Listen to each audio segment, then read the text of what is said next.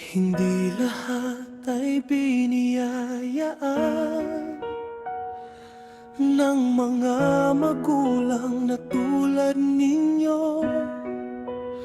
Araw-araw akong nagpapasalamat sa Diyos sa pag-ibig at sakripisyong tunay na wagas.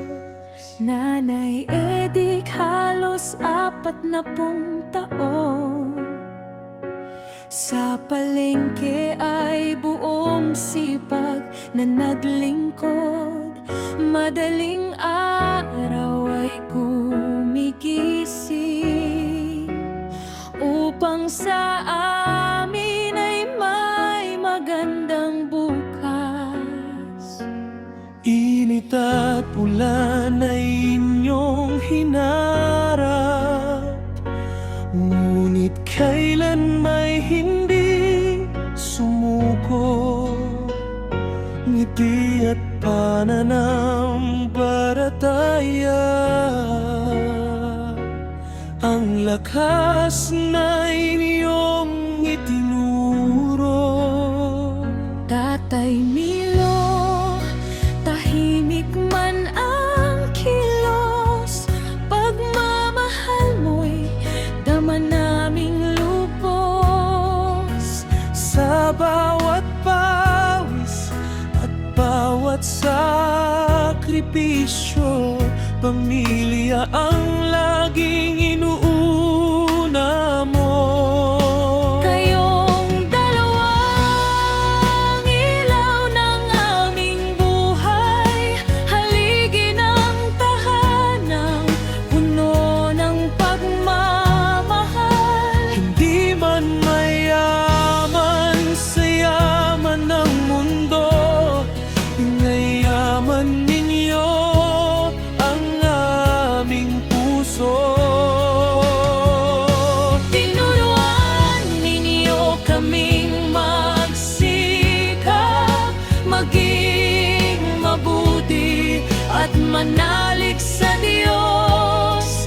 Kayo ang aming inspirasyon habang buhay naming mamahalin. Ngayon ay may kanya-kanya na kaming pamilya, at mga apo na ring nagmamahal sa inyo.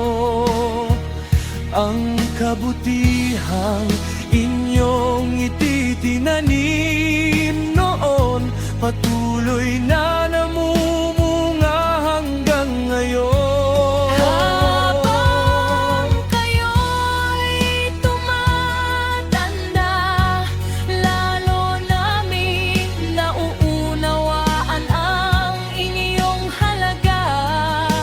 Dalangin naming bigyan pa kayo ng Panginoon ng kalusugan, kapayapaan at mahabang buhay.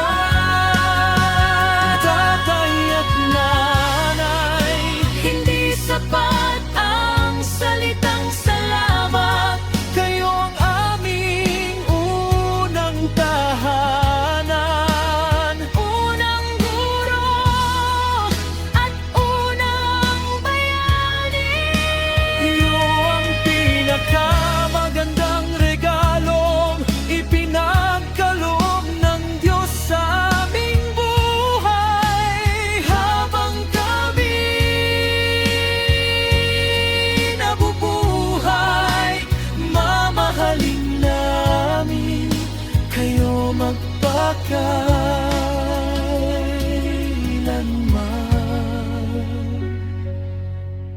Mula rito sa bansang Israel, ako ang inyong anak na si Evelyn, ay nagpapaabot ng aking taos pusong pagmamahal. Tatay Milo at Nanay Edith,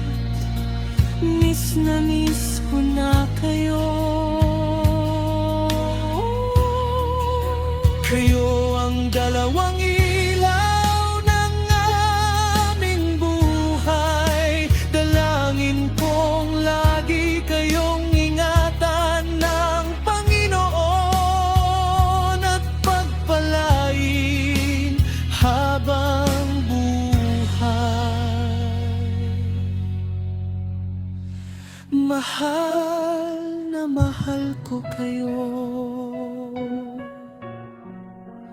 tatay at nanay.